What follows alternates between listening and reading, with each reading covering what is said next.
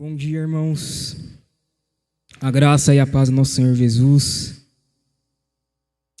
É motivo de muita alegria estarmos aqui reunidos.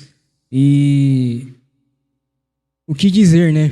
Do culto que nós prestamos a Deus hoje e todos os louvores que foram entoados ao Senhor hoje tem tudo a ver com a pregação de hoje, com a palavra de hoje.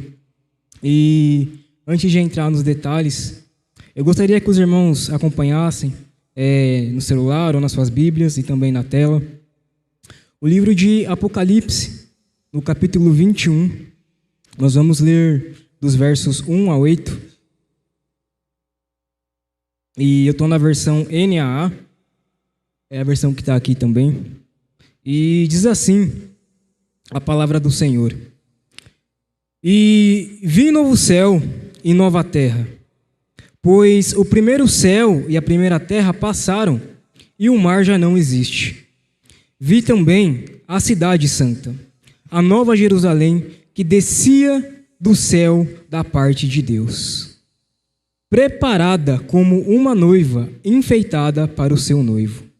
Então ouvi uma forte voz que vinha do trono e dizia: Eis o tabernáculo de Deus com os seres humanos.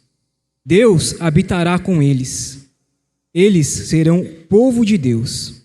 E Deus mesmo estará com eles e será o Deus deles.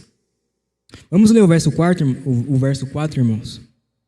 E eles lhes enxugará dos olhos toda lágrima, e já não existirá mais morte, já não haverá luto, nem pranto, nem dor, porque as primeiras coisas passaram.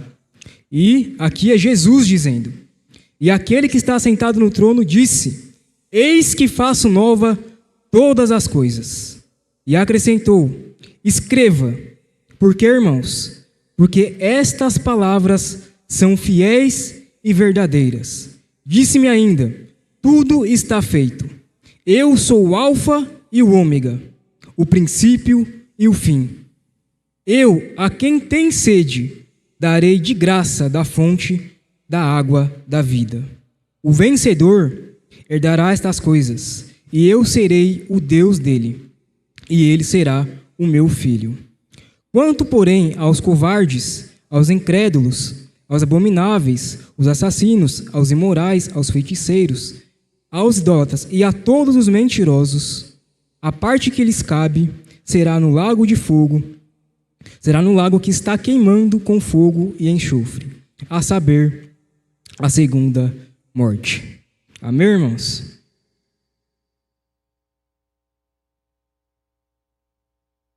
Quando nós ouvimos falar do livro de Apocalipse, e o pastor já falou isso aqui muitas vezes, geralmente nós temos medo e receio por causa do nome do livro, Apocalipse. E tem alguns irmãos aqui que têm medo ainda, que eu sei que tem alguns irmãos que têm medo. Não vou citar nomes, né? Mas eu falei assim: olha, eu vou pregar em Apocalipse 21. Aí alguém fez assim. Eu não vou falar, irmãos, mas tá lá na mídia. E realmente, porque a gente pensa no Apocalipse como o fim de tudo, a destruição de todas as coisas. Só que o pastor já pregou aqui e ele já disse que Apocalipse quer dizer revelação. E é a revelação que Jesus Cristo faz ao apóstolo João quando ele se revela a ele para trazer o que ia acontecer depois da primeira vinda de Jesus. E o texto que nós lemos aqui é o fim do livro de Apocalipse. É o último estado da história humana que todos nós esperamos e ansiamos que chegue. E todos os louvores que foram entoados aqui hoje, o grande é o Senhor, e depois santo para sempre, é tudo o que descreve o que vai ser esse grande dia. E se nós formos fazer uma pesquisa ao redor do mundo, 80% das pessoas acreditam que assim que termina esta vida, há algo por vir. E para nós sabermos o que as pessoas acreditam, eu peguei aqui algumas religiões mais famosas no mundo e o que elas creem depois da morte, o que vem depois. E a primeira que eu quero citar aqui é o islamismo, que é uma crença muito parecida com a nossa, mas para eles, o Deus deles é o Deus Alá, que é muito diferente do nosso Deus, que é um Deus exclusivista, que é um Deus que só ama o povo islâmico e o resto do mundo está perdido. Então, se as pessoas não se voltarem para o Islã, é um pouco parecido com a gente, né? Só que a diferença é que nós pregamos o amor de Cristo, que as pessoas se arrependam. Eles não, eles agem pela força. Então, a conversão, ou você aceita ou você morre. E eles creem, muito parecido com a gente, que existe um paraíso e também existe um inferno. Só que a concepção de paraíso deles é muito diferente da nossa. Porque eles creem num paraíso onde somente a satisfação humana é o que está em jogo. Então, é as nossas vontades, satisfações que a gente vive nessa vida, a gente vai viver plenamente na vida futura. E o foco da vida eterna para eles é o prazer máximo do ser humano no céu. Em que certo sentido, tem razão. O segundo, e também um pouco parecido, é o judaísmo. O judaísmo ele também crê na existência de um mundo vindouro. E algumas correntes não creem na ressurreição dos mortos e outras creem somente na morte física e depois no estado intermediário, que é quando a alma sai do corpo e vai ou para o paraíso, né, o seio de Abraão, ou para o Sheol, né, que é o inferno. E nós temos algumas religiões que destoam um pouco disso. No caso, as religiões indígenas, e é o hinduísmo, que acredita na reencarnação, em que a alma passa por vários processos durante a vida. Então, para o hinduísmo, assim que você morre, você vai nascer no corpo de outra pessoa, ou então em outras formas, como um animal, ou seja, o que for. Mas você vai passar por um processo de reencarnação para que o seu corpo seja purificado a ponto de você estar no estado perfeito para você ir para o paraíso. O budismo também é a mesma coisa.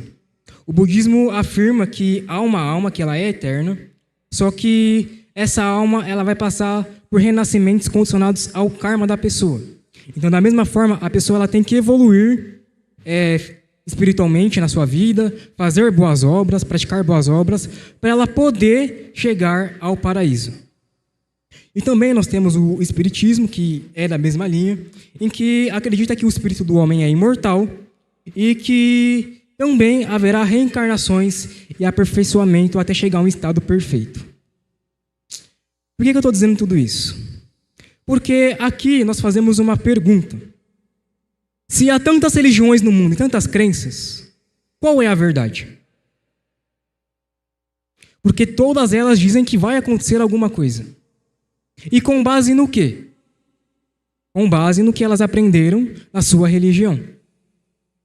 Só que há uma religião, que é o cristianismo, que se baseia em um livro, que é a Palavra de Deus. E o que a Bíblia diz sobre isso? O que de fato acontece após a morte e o que vem depois? E aí, eu quero fazer uma recapitulação rápida com os irmãos do contexto do livro de Apocalipse, do capítulo 19 até chegar no 21. Por quê? Porque, primeiro, a Bíblia diz e afirma em Hebreus, capítulo 9, 27 a 28, que assim como está ordenado ao homem morrer uma só vez, o que vem depois disso? O juízo. E aí, para aí. E a gente acha que é só isso. Só que a Bíblia, ela é um livro completo e ela se auto-explica. Ela é a revelação e a palavra do Senhor. E na escatologia, que hoje o Fred citou sobre isso, né, na aula da EBD, é o período em que a igreja e Jesus, depois da volta da primeira vinda de Jesus, é a revelação das últimas coisas. Então, por isso que está no livro de Apocalipse, revelação. Daquilo que vai acontecer desde a época em que Jesus veio, até o último dia do fim dos tempos. E nós, como batistas, temos uma escatologia, e eu vou resumir para os irmãos entenderem, porque há outras vertentes, outras linhas teológicas que discordam de alguns pontos, mas o ponto principal que todos creem é que o que está escrito aqui é a verdade. E como é que começa, né? Depois da volta de Cristo, da primeira vinda, há esse processo em que a igreja ela vai pregar o evangelho e haverão conversões e há uma expectativa de que as pessoas se convertam e que as pessoas creiam em Cristo. Só que vai haver um tempo para isso, porque Jesus prometeu que ele ia voltar. Só que antes da volta de Jesus, vai ter que acontecer algumas coisas. E uma delas é os sinais do fim dos tempos, aonde haverá fomes, pestes, terremotos. E a escatologia saudável, que nós cremos ser a mais saudável, é que depois disso vem a grande tribulação, e aí que começa as divisões, né?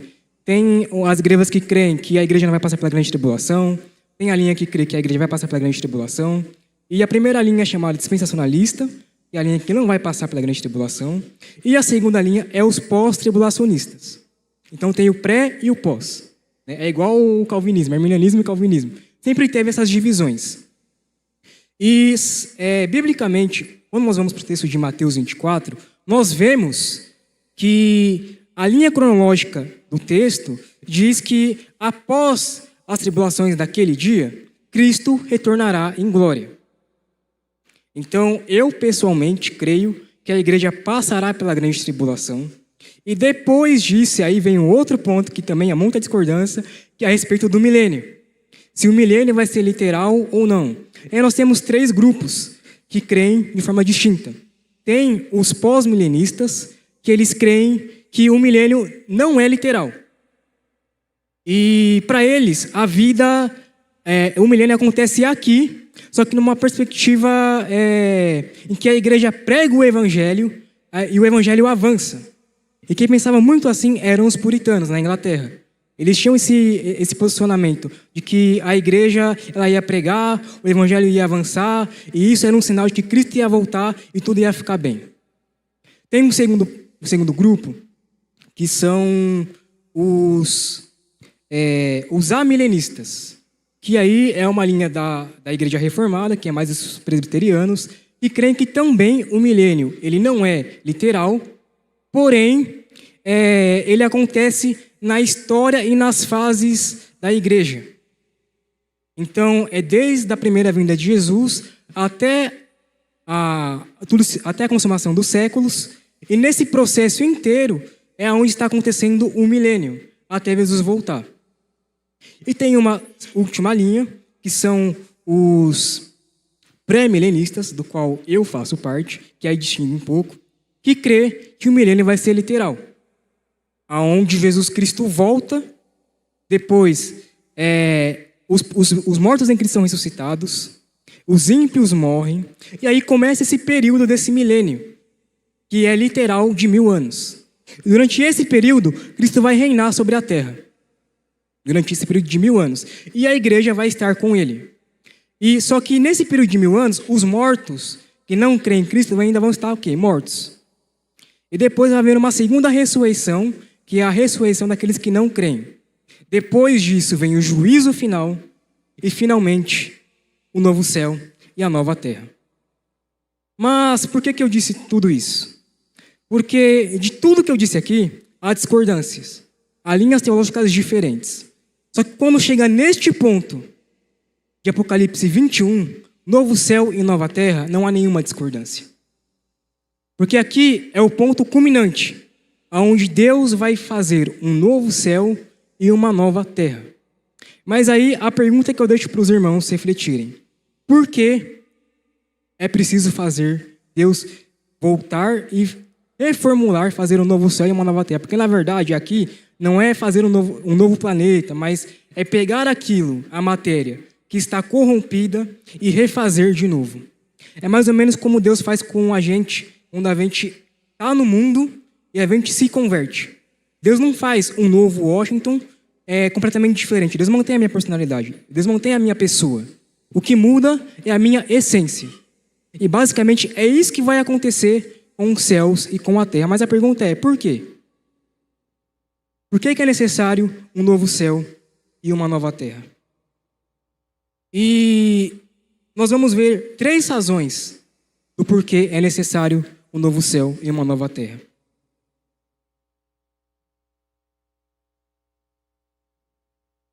A primeira razão é porque Deus precisa redimir o mundo em pecado. Deus precisa fazer tudo novo. Por quê? Porque um dia o pecado entrou no mundo. E Gênesis capítulo 3, versículo 17, Deus diz algo muito importante. E que ali começa o ciclo da história e o plano de Deus. Depois do pecado de Adão e Eva, Deus olha para eles e fala assim: maldita é a terra por sua causa. E isso é muito grave. Por quê? Porque o pecado, ele trouxe maldição não somente ao homem, mas a toda a criação de Deus. Então toda a criação precisa ser remida. E um outro ponto é que a própria criação anseia por este dia. E isso é o que diz em Romanos 8, o versículo 19 ao 21, que a terra e a criação anseia com grande expectativa a revelação dos filhos de Deus. Pois a criação está sujeita à vaidade, não por sua própria vontade, mas por aquele que a sujeitou. E quem foi que sujeitou a terra da forma que ela é hoje? Não foi o pecado do homem? Porque Deus criou tudo perfeito. E o que Deus disse quando Deus criou tudo? Disse Deus que tudo era muito bom. E depois do pecado, apesar de nós olharmos para a criação e vermos a beleza da criação, nós vemos marcas que o pecado deixou na criação. E também o verso 21 vai dizer que na esperança de que a própria criação seja libertada do cativeiro da corrupção para a liberdade dos filhos de Deus.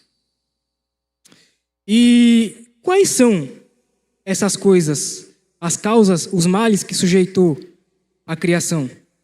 Em Mateus 24 ele vai dizer isso, que Jesus ele diz isso claramente: olha, no fim dos tempos, se preparem, porque vão ser tempos difíceis. Haverá pestes, haverá fome, haverá terremotos, haverá guerras e rumores de guerras. E tudo isso por conta do quê? Por conta da condição que a terra está. E é por isso que o mundo inanimado anseia pela manifestação dos filhos de Deus e do novo céu e da nova terra. Por quê? Porque o mundo está num estado em que Deus não criou desta maneira. Quem sujeitou o mundo a este estado foi o homem. E nós não precisamos ir muito longe. Nós presenciamos isso de perto. Eu não sei se os irmãos acompanharam, mas esta semana, se não me engano, sexta-feira, geralmente mês de janeiro e fevereiro, é onde ocorre a época de chuvas. E quantos alagamentos e inundações aconteceram só aqui em São Paulo, em vários locais. Quantas pessoas que, eu não sei se os irmãos viram no noticiário, perderam a vida porque estava preso dentro do carro e não conseguiu sair.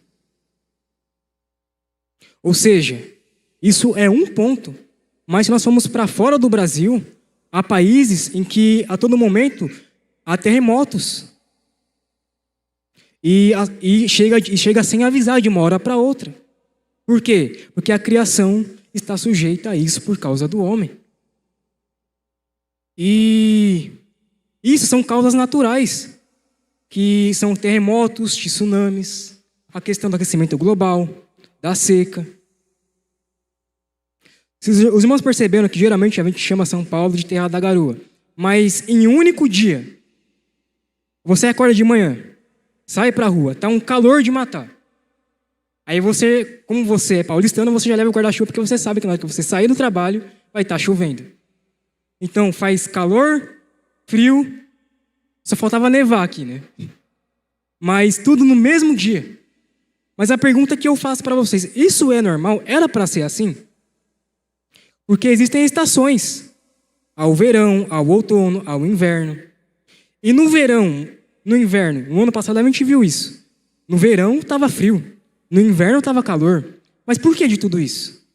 Por que o clima está sujeito a esses tipos de alterações? Por quê? Por causa da ação humana.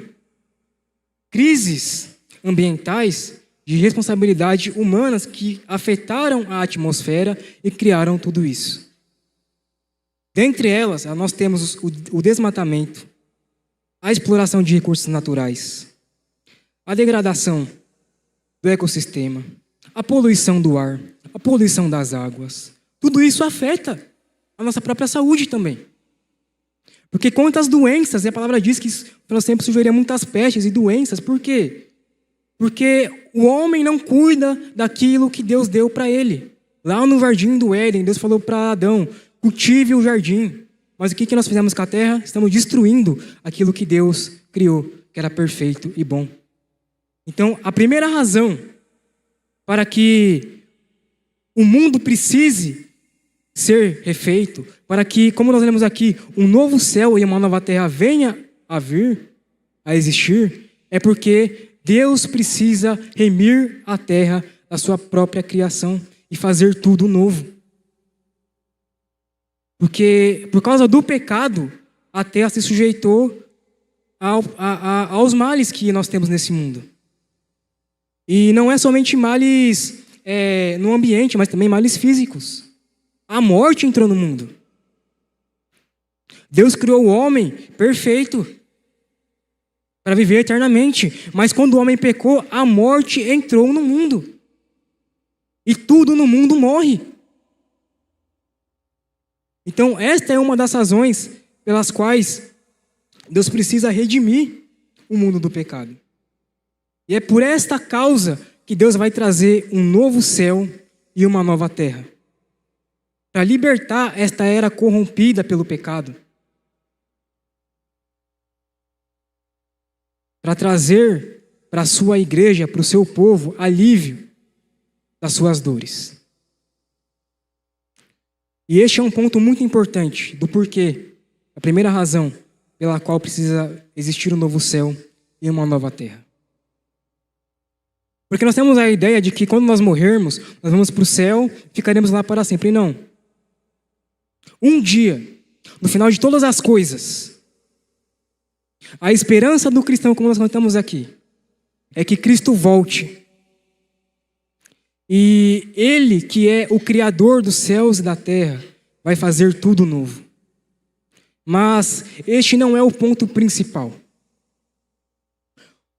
A segunda razão, e para mim, a causa mais extraordinária, é o que diz nos versos 3 e 4. Que Deus, que ele ouviu uma voz do trono. Eis o tabernáculo de Deus com os homens, pois com eles habitarão. E eles serão o seu povo, e ele será o seu Deus. Este é um ponto crucial, irmãos. Por quê? Eu não sei você, mas como que você vive esta vida? Qual é a sua expectativa para depois desta vida? Ou você só pensa no agora? Porque lembre-se que você é um peregrino, que você não pertence a este mundo, e é uma promessa de Deus que vai vir um novo céu e uma nova terra. E como você tem se preparado para isso? E a boa notícia é que Deus, Ele está preparando um lugar para mim e para você habitar. Foi o que foi cantado aqui hoje, na canção que o grupo de louvor trouxe. De que toda a terra, céus e terra pertencem ao Senhor. E haverá um dia, meus irmãos, esse dia vai chegar, em que o tabernáculo de Deus descerá e habitará com os homens. O próprio Deus descerá e habitará conosco. Você crê nisso? Você crê que isso é real? E neste dia, em que o tabernáculo descer, em que aqui é uma simbologia, obviamente, de Levítico capítulo 26, onde Deus faz essa promessa para o povo. Eu vou pedir para abrir aqui, para colocar aqui. Levítico 26.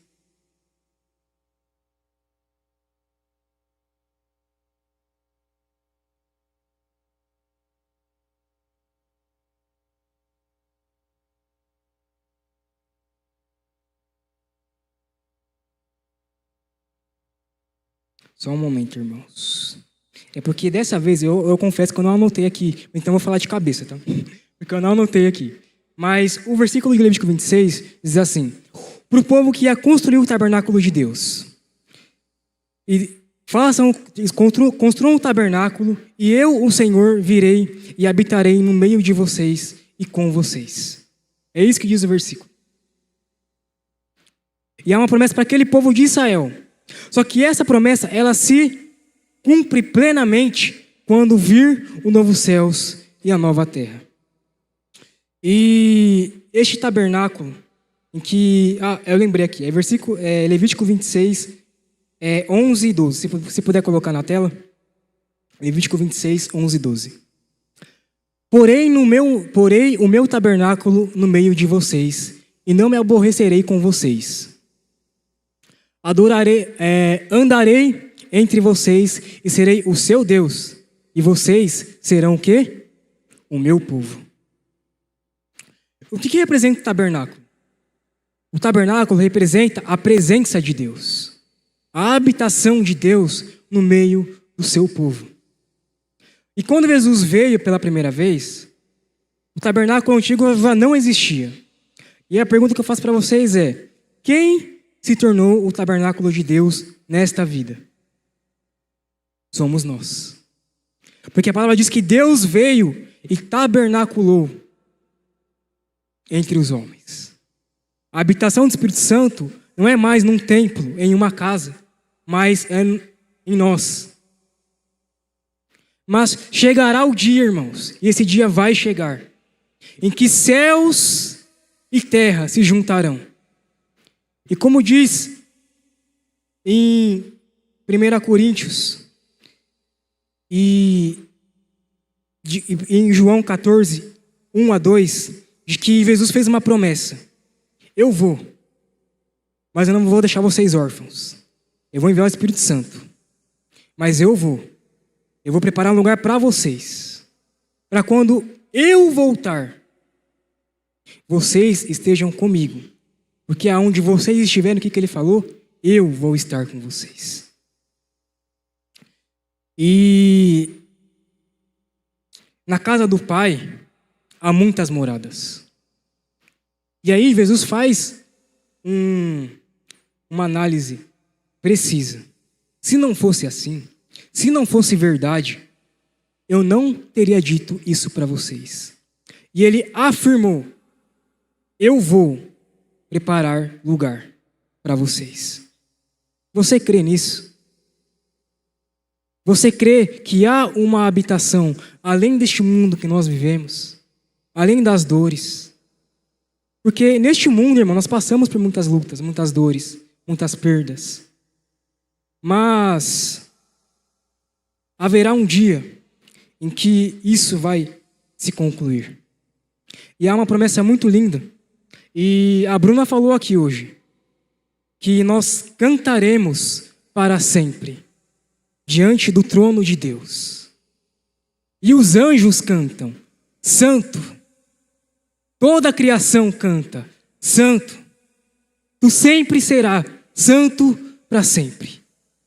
E Apocalipse capítulo 14, Apocalipse capítulo 11, eu vou pedir para abrir, para nós lermos juntos. O que a igreja vai cantar naquele dia? Apocalipse capítulo 11, verso 15. Eu vou pedir para nós lermos todos juntos. O sétimo anjo tocou a trombeta, e houve no céu vozes fortes dizendo: o reino do mundo se tornou do nosso Senhor e do seu Cristo, e ele reinará para todo o sempre. Amém, irmãos? Vocês creem nisso? Nesta vida, irmãos, nós temos comunhão com Deus.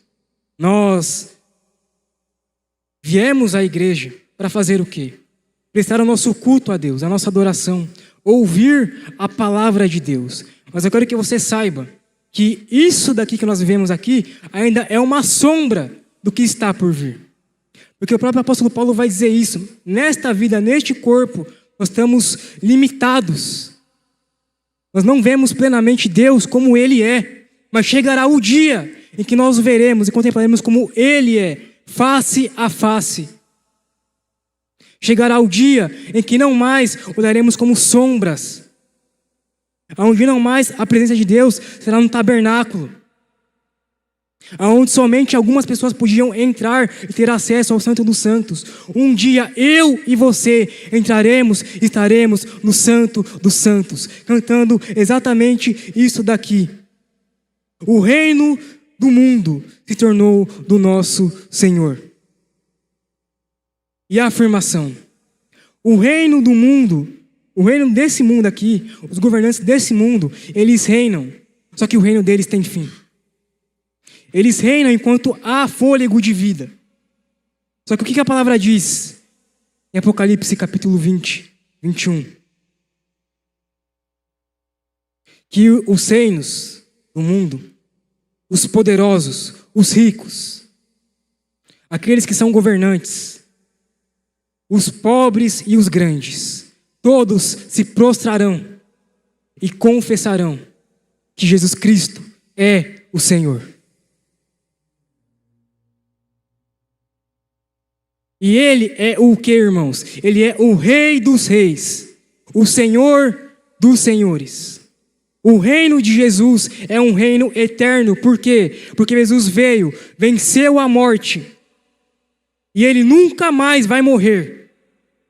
E eu e você hoje, nesta vida, perdemos muitos entes queridos, perdemos pessoas que amamos, passamos por doenças, mas haverá o dia em que Cristo virá, e essa é a segunda razão. Ele vai enxugar dos nossos olhos toda a lágrima. Não haverá mais choro, nem pranto, nem dor, porque o que? As primeiras coisas passaram e tudo se fez novo.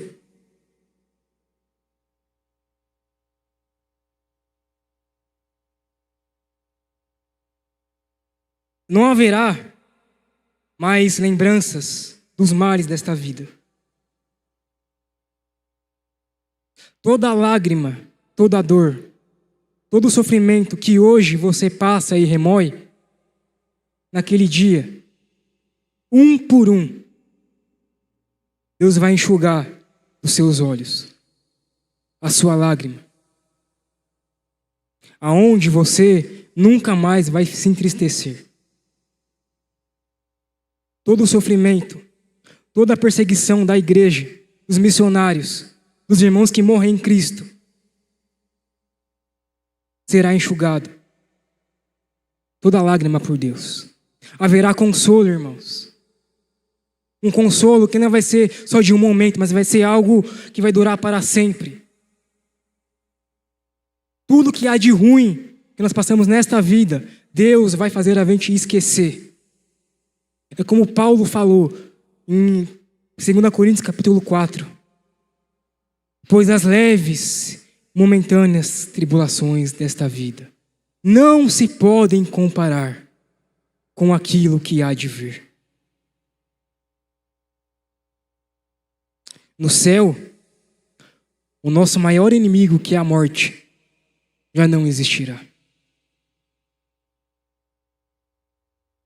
Hoje todo mundo aqui vai passar por essa fase da morte. Mas eu pergunto para você como cristão, você tem a convicção de que, como Paulo disse, esse corpo vai passar. E depois, para aqueles que creem, haverá o estado intermediário, que é onde a alma vai repousar com Cristo. Mas sabe qual vai ser o repouso eterno e para sempre? Quando o que se cumprir em 1 Tessalonicenses capítulo 4 acontecer. E o Deus dará ordem aos seus anjos, e os mortos ressuscitarão. Aqueles que morreram em Cristo vão ressuscitar, e nós, os que estivermos vivos, seremos arrebatados com eles. para o encontro com o Senhor nos ares, para todo sempre. O novo céu e a nova terra é a conclusão daquilo que o homem fez lá no Éden. É a remissão de Deus em buscar o ser humano que não pode ir para o céu por si mesmo e dizer: eu vou te levar para lá. Eu tenho uma promessa para aqueles que creem em mim. Sabe, o que vocês passam nesta vida não é inútil, não é em vão. O sofrimento, a perseguição da igreja não é em vão, irmãos. Ainda que para o mundo pareça que está tudo bem, nós sabemos que a nossa pátria não é aqui. E, por fim, para concluir, eu vou pedir para colocar o versículo 5. Olha o que diz a palavra do Senhor.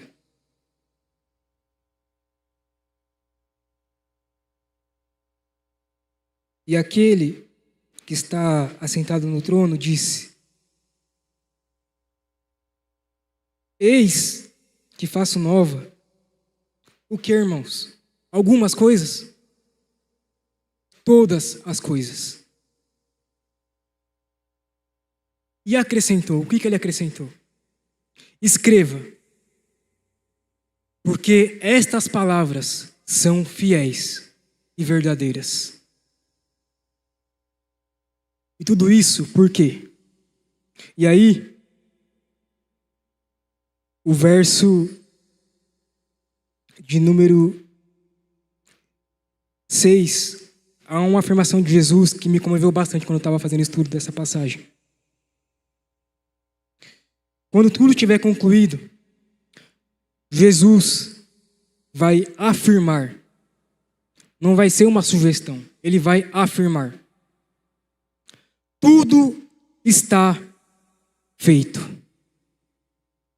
Você se lembra o que Deus fez quando ele criou o mundo? E Deus disse: faça-se. E tudo se fez.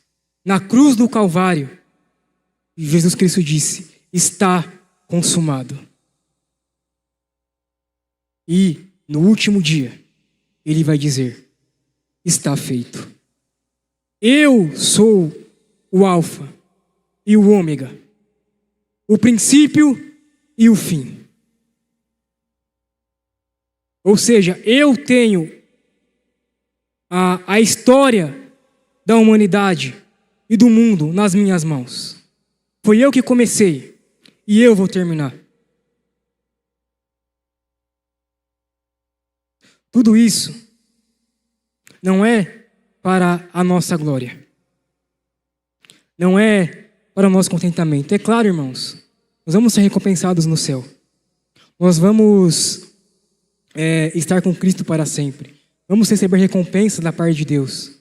Mas a pergunta que eu faço para você, primeiro, para você que ouviu isso e ainda não crê,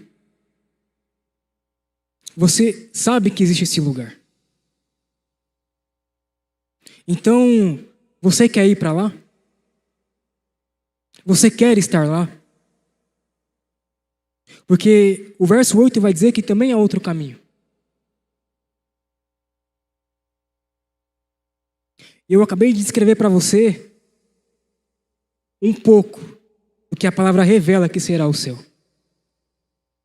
E você pode perguntar: mas o que eu faço para ir para lá? Eu sou o caminho, a verdade e a vida. Ninguém vem ao Pai se não for por mim.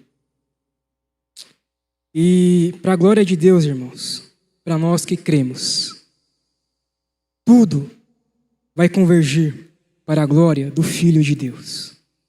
E nós vamos entoar cânticos. Eu não sei se os irmãos sabem, mas o livro de Apocalipse é cheio de cânticos, onde muitas vezes a igreja está diante do trono do Cordeiro, cantando na sua presença. E para finalizar, agora é para finalizar de verdade. Para finalizar, nesta vida, a nossa adoração O nosso anseio por Deus, ele é imperfeito, porque nós ainda somos pecadores. Mas haverá um dia em que nós estaremos diretamente na presença deste Deus, deste novo céu e nessa nova terra, aonde a sua adoração ela vai ser plena e completa, porque aquilo que vai te satisfazer não vai ser as ruas de ouro, não vai ser as belas mansões de ouro, mas vai ser a presença do Cristo que estará naquele paraíso. Sem Ele, o céu não é céu. Sem Cristo, sem o trono de Cristo, e Ele sentado no trono. E eu lembro de uma frase do pregador chamado Paul Washer. Se eu for para o céu e Cristo não estiver lá, eu prefiro estar no inferno com Cristo do que no céu sem Ele. O céu é a completa e plena presença do nosso Deus. Aquele que vai estar conosco, vai tabernacular com a gente para todo sempre. E nós o conheceremos e o veremos como Ele é. Amém, irmãos? Você crê nisso? Você crê que Deus está te preparando para você ir para esse lugar? Então, irmãos, fiquem com essa palavra e que, de fato, você possa guardar lá no seu coração. Amém?